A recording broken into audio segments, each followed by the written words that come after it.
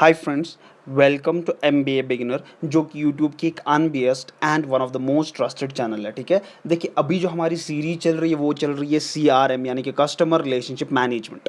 ठीक है, इसी पे जो है हमारी सीरीज चल रही है। और इससे पहले भी देखिए हमने इससे पहले भी कुछ टॉपिक पढ़ाया है, what is customer relationship management. ठीक है, एवोल्यूशन ऑफ CRM, या अगर हम कहेंगे तो लेवल्स ऑफ CRM भी हमने पढ़ाया है, स्टेजेस ऑफ CRM भी पढ़ाया हमने। ठीक है, इश्यूज इन CRM भी हमने पढ़ाया है। बहुत सारे टॉपिक्स हमने CRM के रिलेटेड पहले ही पढ़ाया है, जिसकी आपको पूरा प्लेलिस्ट ऊपर आई बटन में मिलेगा। तो आप वहाँ पे अगर फॉर एग्जांपल आप पहले से कोई ये स्टार्ट करना चाह रहे हैं तो ऊपर आई बटन में आपको उस लिंक मिलेगी उस प्लेलिस्ट की, तो आप वहाँ पे वो देख सकते हैं। ठीक है, तो जो आज का हमारा टॉपिक रहेगा बहुत ही इंटरेस्टिंग टॉपिक रहेगा, पर्पस ऑफ रिलेशनशिप मैनेजमेंट।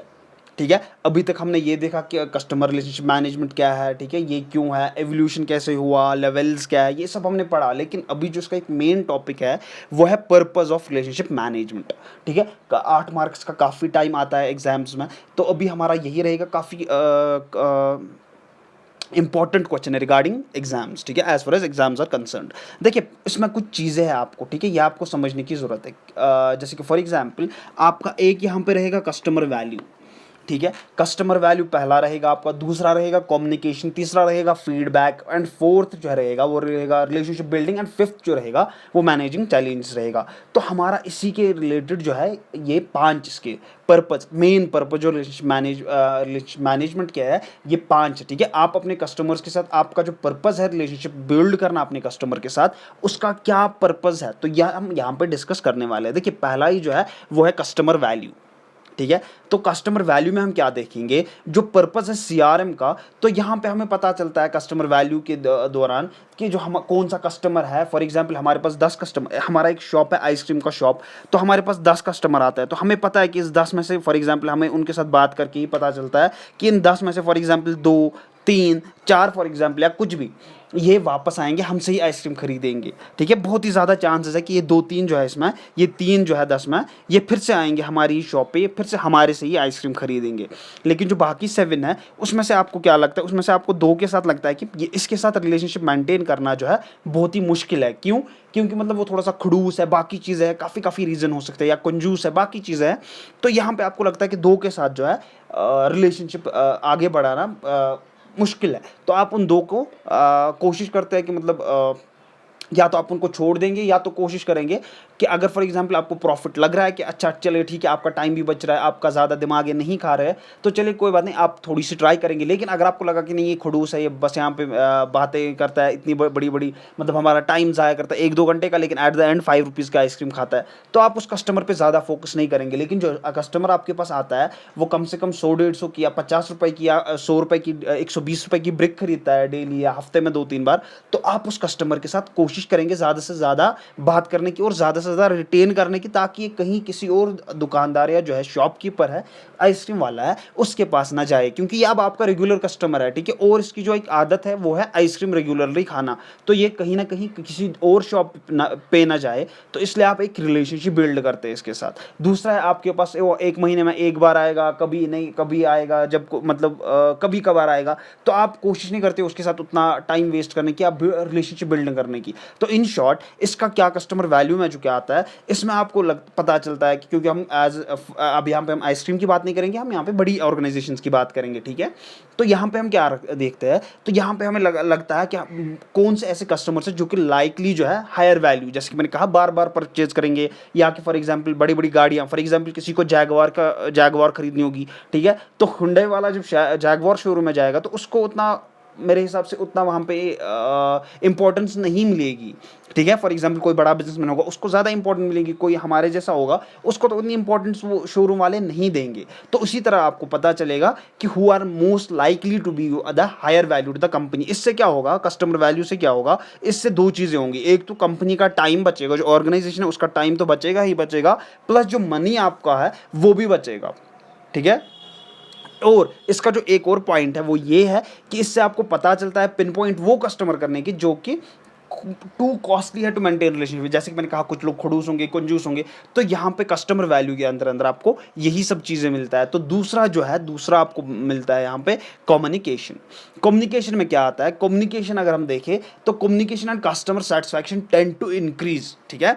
जब आप कम्युनिकेट करेंगे, जैसे कि मैंने अभी कहा, जब आपके पास कस्टमर आएगा आप उसके साथ कम्युनिकेट करेंगे तो कहीं ना कहीं उसको वो चाहेगा कि नहीं ये शॉपकीपर जो है अच्छे मतलब अच्छा मिजाज है इसका, अच्छी तरह बातें करता है, अच्छी तरह बिहेव करता है, अच्छी तरह कम्युनिकेट करता है, ठीक है। तो वो कोशिश कहीं ना कहीं कोशिश करेगा आपके पास ही बार बार आने की, ठीक है। तो इसीलिए हम यहाँ पे क्या कहते हैं कि आपको अपने कस्टमर के साथ बहुत ही पोलाइट वे में कम्युनिकेट करना चाहिए ताकि वो फिर से आप ही के पास आए। तो इसीलिए हम क्या रखते हैं, कस्टमर रिलेशनशिप मैनेजमेंट। अब तीसरा अगर हम देखें तो फीडबैक, ठीक है। फीडबैक अगर हम देखें तो कस्टमर जो है, जो आपके कस्टमर्स होंगे, जो आपके साथ रिलेशनशिप डेवलप करेंगे, आपके ऑर्गेनाइजेशन के साथ रिलेशनशिप डेवलप करेंगे, वो अपनी कुछ ओपिनियंस होंगे, सजेशंस होंगे, या कुछ फॉर एग्जांपल कुछ उनकी चीज़ें होंगी या कुछ सजेशंस होंगे जो वो आपके साथ डिस्कस करेंगे। इसी को हम कहते हैं फीडबैक। इससे क्या होगा, इससे जो आपकी ऑर्गेनाइजेशन है या आपके प्रोडक्ट्स है या सर्विसेज है, आपको मौका मिलेगा वो सब चीज़ें इंप्रूव करने के लिए, ठीक है। क्योंकि देखिए फॉर एग्जांपल आपकी अपनी ऑर्गेनाइजेशन, आपको तो उसमें कुछ खराब लगेगा नहीं जब तक कि आपको फीडबैक नहीं मिलेगा। फीडबैक कौन देगा, जो कि आपके लॉयल कस्टमर्स होंगे, ठीक है, जिनके साथ आपने एक रिलेशनशिप बिल्ड की होगी। तो वो कहीं ना कहीं आपको मैसेज करेंगे, फीडबैक पे फ़ोन करेंगे या कुछ ना कुछ कहेंगे, कहीं ना कहीं पे आपको कांटेक्ट करेंगे और कहेंगे कि आपको इस प्रोडक्ट में, फॉर एग्जांपल आपने बिस्किट मार्केट में लाया, तो वो कहेंगे कि इसमें शुगर थोड़ा ज़्यादा है, आप कम कीजिए। तो आपको पता चलेगा नहीं मेरे बिस्किट में जो है शुगर ज़्यादा है, तो आप कम करेंगे। कहीं ना कहीं ये काफ़ी ज़्यादा आपको मतलब फीडबैक जो है काफ़ी इंपॉर्टेंट है as far as larger organisation और स्मॉलर ऑर्गेनाइजेशन और मीडियम ऑर्गेनाइजेशन आर कंसर्न, यानी कि हर किसी के लिए ये बहुत ही इंपॉर्टेंट पॉइंट्स होते हैं। अब फोर्थ की बात करें तो रिलेशनशिप बिल्डिंग, ठीक है। हमें क्या करना चाहिए अपने कस्टमर के साथ, ठीक है, थ्रू रिलेशनशिप, जो कस्टमर रिलेशनशिप मैनेजमेंट है या पर्पस ऑफ क्या है, इसका एक और पर्पस है रिलेशनशिप बिल्डिंग। देखिए जब आप एक अपन कस्टमर के साथ बिल्ड करेंगे स्ट्रॉन्ग रिलेशनशिप, तो हो ही नहीं सकता कि वो किसी और के पास जाएगा, ठीक है। और प्लस आपको क्या मिलेगा, आपकी ग्रोथ बहुत ही जल्दी होगी, आपको ज़्यादा पैसा मिलेगा, ज़्यादा सेल होगी तो आपका ज़्यादा प्रॉफिट होगा। यानी कि इन शॉर्ट आपकी जो ग्रोथ है, आपकी ऑर्गेनाइजेशन की जो ग्रोथ है, वो बहुत ही ज़्यादा जल्दी होगी as compare to other competitors, ठीक है। अब फिफ्थ जो है पर्पज ऑफ रिलेशनशिप मैनेजमेंट, वो ये है कि मैनेजिंग चैलेंज, ठीक है। मैनेजिंग चैलेंज, देखिए अभी हम उस टाइम पे जी रहे हैं कि फॉर एग्जांपल आज एक कॉम्पिटिटर होगा, एक हफ्ते 2 हफ्ते में आपको 10 कॉम्पिटिटर्स होंगे। तो कहीं ना कहीं हमें कॉम्पिटिटर्स के साथ ऑलमोस्ट हर दिन, ठीक है, हर दिन हमारे कॉम्पिटिटर्स बढ़ते जा रहे हैं, हर घंटे के साथ हमारे कॉम्पिटिटर्स बढ़ते जा रहे हैं। तो आपको उस हिसाब से रहना है कि कहीं ना कहीं आपके जो कस्टमर्स हैं वो कहीं किसी और आपके कॉम्पिटिटर के पास ना जाए, ठीक है। तो यहाँ पे इसीलिए हमने क्या रखा है, कस्टमर रिलेशनशिप मैनेजमेंट, ताकि आप पहले ही एक रिलेशनशिप अपने कस्टमर के साथ बिल्ड करके रखें, ताकि फॉर एग्जांपल अगर कल को कोई सब्स्टिट्यूट भी आता है आपके प्रोडक्ट का, तो आप, और वो सस्ता भी हो आपके प्रोडक्ट से, तो आपका कस्टमर कभी भी उस प्रोडक्ट को हाथ भी ना लगाए, वो फिर भी आप ही के पास आए। तो तभी हमें ये जो है पर्पस जो है इसका, यही 5 चीज़ें हैं। तो पर्पस ऑफ रिलेशनशिप मैनेजमेंट क्या है, पहला ही कस्टमर वैल्यू, ठीक है। कस्टमर वैल्यू से हमें क्या पता चलता है कि कस्टमर वैल्यू से हमें ये पता चलता है कि कस्टमर कितनी बार हमारे पास आने वाला है, क्या ये मतलब अच्छा हमारी कंपनी के लिए रहेगा, ये सब हमें इससे पता चलता है। दूसरा जो है वो कम्युनिकेशन, ठीक है, हमें अपनी कस्टमर के साथ कम्युनिकेट करना चाहिए और पॉजिटिव वे में, पोलाइटली। तीसरा है फीडबैक। फीडबैक आप जब हम एक रिलेशनशिप अपने कस्टमर्स के साथ बिल्ड करते हैं तो तभी हमें वो फीडबैक देते हैं और वो फीडबैक हमारे लिए काफ़ी काम के होते हैं।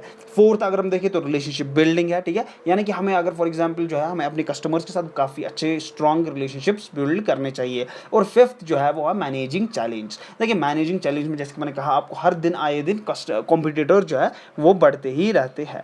At the end of the day मैं आपको यही समझाने की कोशिश करूंगा, काफ़ी अच्छा इंपॉर्टेंट टॉपिक है, इस पे ज़रूर ध्यान दीजिएगा। देखिए मैंने आपको इंग्लिश भी यहाँ पे इसीलिए लिख के रखा है ताकि आपको कहीं ना कहीं, आपको कहीं से भी मटेरियल ढूंढने की ज़रूरत ना पड़े, आपको सारा मटेरियल जो है यहीं पे मिले, ठीक है।